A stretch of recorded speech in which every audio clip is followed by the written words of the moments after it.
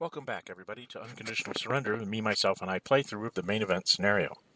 The game is published by GMT Games, designed by Salvatore Vasta. We are getting ready to enter into September 1944 turn, last of the fair weather turns. So we don't need to do weather.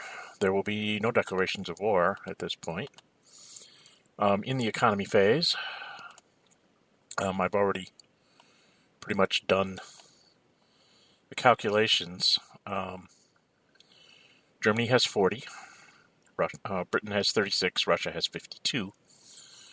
I've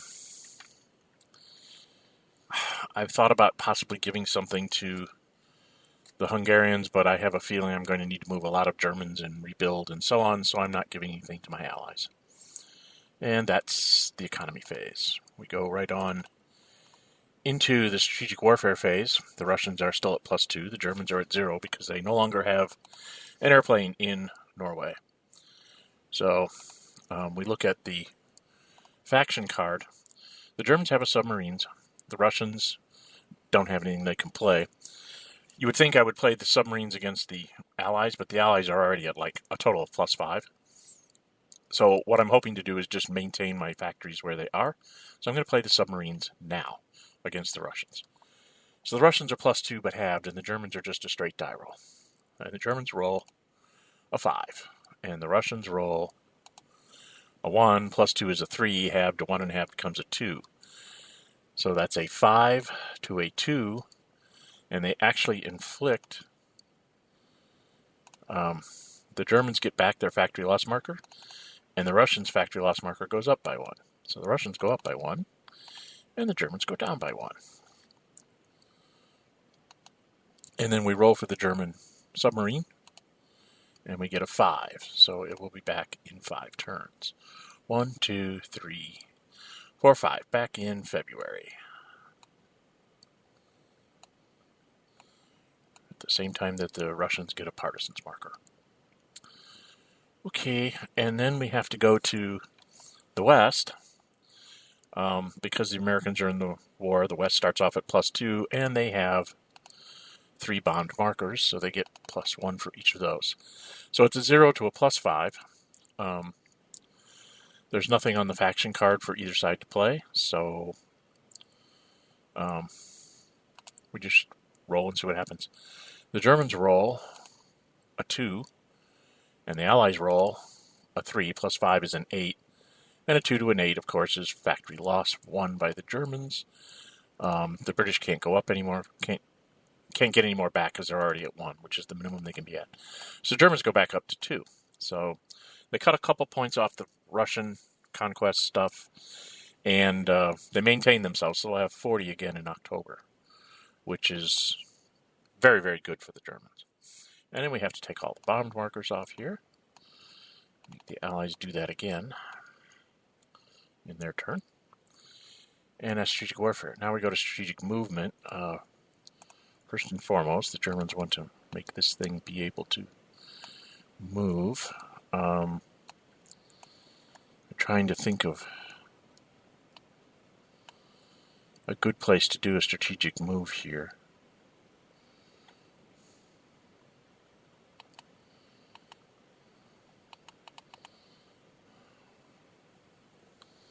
None really comes to mind. Well, I suppose I could pull.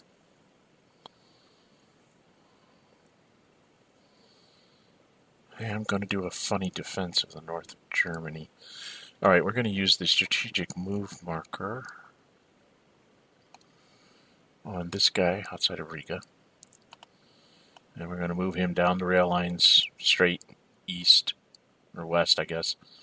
And then down through Königsberg, Danzig, Posen, through Warsaw, and into 2436. It saves me a production point of having to move him.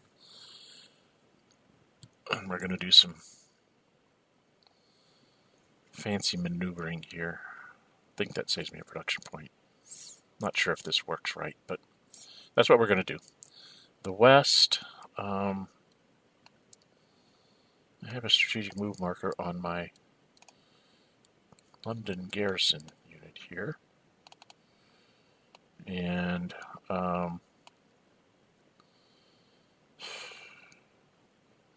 I really don't see a good strategic move for them, so I'm going to forgo them. And the Russians, 1, 2, 5, 6, 7, 8. So this guy can't really get up to here. Oh dear. I have to go back to the Germans. The Germans can't do this. I just realized what I left open. So, no, the Germans aren't going to do a strategic movement. Sorry. They're going to have to move in, because if they leave that open, I could take the 4th Shock Army and put it all the way to 2235, because there's nothing in my way there. So they have to stop that. 2, 3, 4. The Shock Army can't get anywhere that it can actually attack this turn, so I'm going to save myself a production point, and I'm just going to try and move him up closer to the front. This guy that's backed by Velaluki, he can't really get anywhere, so I'm going to just put him up. Is there anybody in Vilnius? I'm just going to move him into Vilnius, so I'm going to move the airplane out of the way, put the strategic move marker there so I don't forget I have an airplane, and we'll just do that. Gets him a little closer to the front for use in the poor weather that's coming. Okay, and then that is strategic movement, so we will go to the German phase. I did not start my timer, like a dum-dum. So we'll just hope that I don't take too long to do the Germans. The Germans don't really have a good counterattack here, so I'm going to try to set up for a delay once more in the fair weather and see if I can't pull this off. And that looks something like this. 1, 2, 3, 4. So let's get up the national tracks over here. I'm going to zoom in so that you guys have a little better view of the counters as I move them. I hope this gives you better views of what I'm doing, but okay. The 11th is 1, 2, 3, 4. First garrison goes 1, 2. The 9th Army goes 1, 2, 3, 4, 5.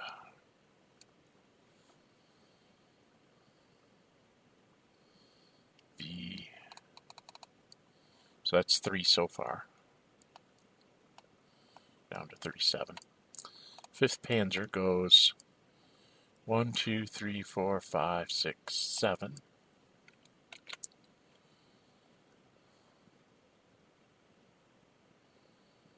So that's 2.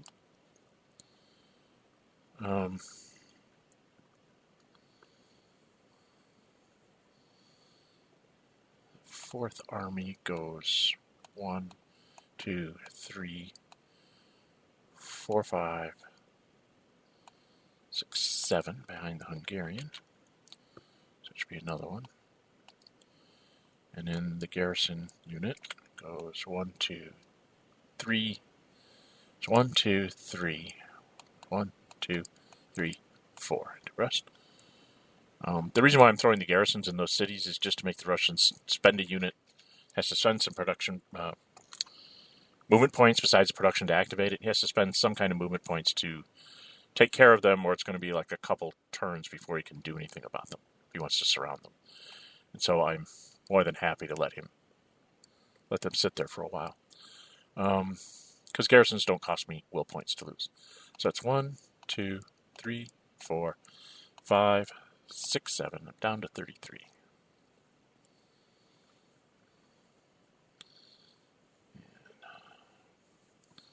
I'm not going to have much of a reserve here. The 1 point I'm going to spend for the Hungarians is going to be here. He's going to move up to Sloznik. So that's the Hungarian point. And then I'm going to spend another German point to take this guy out of Vienna. He's going to go 1, 2, 3, 4, 3 actually, into Budapest. So it's another one for that. Then I'm going to move these 2 armored units, so I'm just going to go ahead and take the 4 off now. 1, 2, 3, 4. Move these 2 armored units up here. This guy goes 1, 2, 3, 4, 5 to there. It's the second panzer. And then the fourth panzer is going to go 1, 2, 3,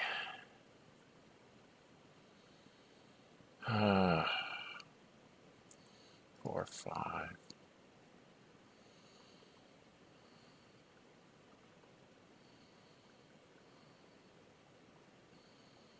Oh boy, where am I going to put the fourth panzer? Yeah, I'm going to just kind of put him in a central location behind Warsaw. And then I'll spend another point here to move the 6th Army to 1, 2.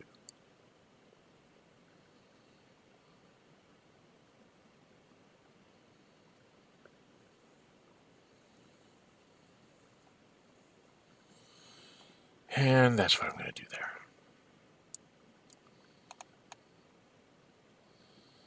In the Mediterranean, here in northern Italy, 17th is going to activate. I better count my east. It should be down to 20, I think. If I did it right, I did 20 there. So let's not do this guy. Let's go back to the east. Do a quick count here of Germans. 1, 2, 3. Makes this go down. So there's 1 German, 2 German, 3, 4, 5, 6, 7, 8, 9, 10, 11, 12, 13. Oh, I'm at 27. That's right. So I'm at 27. I think I have 7 points to move. That's what I had calculated. So I'm at 27. This guy here, northern Italy here, 17th activates. Goes 1, 2, 3, 4, 5 into 32, 22, avoiding zones of control. The Liguria gets activated. So that was 1 for that infantry and 1 for the Liguria, and then 2 for the Africa Army. Liguria goes 1, 2, 3 into 32, 25, and then 4, 5 to 20, 32, 26, and then 6, 7, 8 into 32, 27. And then the Africa Army costs me 2.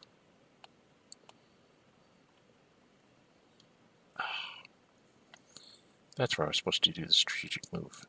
Oh. So it's not going to work out the way I wanted it to.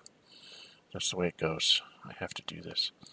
He goes 1, 2, 3, 4, 5. So I was at 27, and I just spent 4. So now I should be at 23. Right, I spent 1, 2, 3, 4. And then what that does is the 5th Army cannot, defeat one of these guys and then march into Munich. He's got to kill both of them in rough terrain, or at least make them retreat, which would be 3, 6. And if he doesn't get one, it would only be 9, and then he wouldn't be able to go into it. If it takes him 2 attacks on one of them to move them, then he can't march into Munich because he won't have enough points left because he's got to clear both of those hexes. So it's a delay tactic to try and get to poor weather when I can actually, maybe even mount a little better defense here. But things are very, very dicey here in the west and northern Italy. It is not looking real good for the Germans. They will spend 2 to move this panzer. Goes 1, 2, 3, 4 into 26-17, surrounded by the rivers and whatnot. And then the 19th is going to get out of clear terrain and is going to back up into Aachen. We just don't want to. I don't want to leave that open. The Americans might take a 50-50 shot, throw the paratrooper there, and if they get the city, then it would be an enemy city, and they wouldn't have a retreat route. And right now, the only one that can't retreat is the 10th, who's sitting in Sedan. Everybody else can at least retreat 1 hex, depending on how they attack the 8th and the 1st Para Army, who's down here in Metz. So, and that was 1, 2, 3 more, and I should be left with 20. So let's count 1, 2, 3, 4, 5, 6, 7, 8, 9, 10, 11, 12, 13, 14, 15, 16, 17, 18, 19, 20. And so that's about as good as I can do to try and slow him down. Trying to keep him, I'm probably going to end up losing Königsberg somewhere here. If not this turn, probably in October to a very good assault. But if I can kind of hold the Vistula somewhat, or maybe partially the Vistia and Warta, and kind of just fall back on those rivers in poor weather so that I'm defending the German border in January, February at worst. If I can do that and kind of hold him up in Vienna with these mountains and Hungary and stuff, because he doesn't have a lot of army down there. If I can hold him out, the idea here is just to hold the Russians out for a few turns. It's going to come down to the last few turns, I think, unless the Western Allies make a huge breakthrough here, which they've been known to do that. They have like one turn of fantastic die rolling, and then the next one is like blah. So I'm hoping for a blah here in the fair weather rather than their normal, very good type stuff. So anyway, if we check for supply, everybody is in supply. And the reason why I'm holding back 20, you could sit there and say, why didn't you move a few more things? Well, if you look at my faction card, I have the SS Panzer, these two. I've got 5 garrisons, which is what I would probably build next, because garrisons don't cost me willpower. I can throw them in front of the Russians or the Americans, depending on who's doing what where. And, it just slows him down, especially if he has to go into assault mode for poor weather. Then assaulting a garrison doesn't get him anything other than a hex. If I can put it in front of a city, then the city can actually be, inhabited by real infantry or whatever. So that's 7 right there. There's 3 for an airplane and 2 more. So that would be 12. I probably won't build one of the infantry, so I have 9 left. I have 2 here, 3.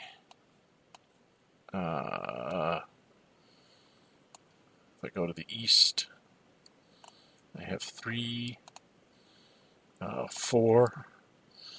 I have 5, 6 to replace. So I want to replace my ground units. Maybe I can bring up an airplane or 2, or I can build a new airplane with 4 sorties, depending on how the air war turns out. So I'm pretty sure I'm going to be at 6 sorties. That's to the advantage of the Allies to keep my airplanes down. Because I really don't have a lot of... I will have a lot of production next turn, so they want me to not be any better than 4 sorties when I start replenishing airplanes next turn. So,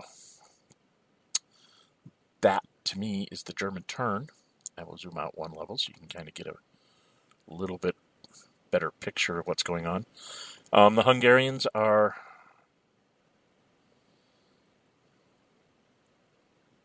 Oh, he doesn't go there. I'm sorry. 1, 2, 3, 4. He goes there. I have to prevent the Russians from just running across the river. Pisa. I should have probably given a point to the Hungarians to let them move a garrison unit, but garrison units tend to be easy targets. This at least makes him stop and fight me across the river. So, sorry, I put the Hungarian in the wrong place. Didn't move him as far as he was supposed to go. So I corrected that. And now we will call that the operations phase for the Axis. And like I said, as far as I can tell, everything's in supply. I didn't keep anybody out of supply. 1, 2 to back to Stuttgart. I don't have real good coverage with my airplanes, but then again, I don't have a lot of airplanes. But I've got a little bit of coverage anyway. So we are going to call that the German operations phase, which will end the first video here. I'm Dren608, and if you like my videos, please subscribe so you don't miss any future episodes. And I will be back with the Western Allies operations phase in the next video. Until then, bye-bye.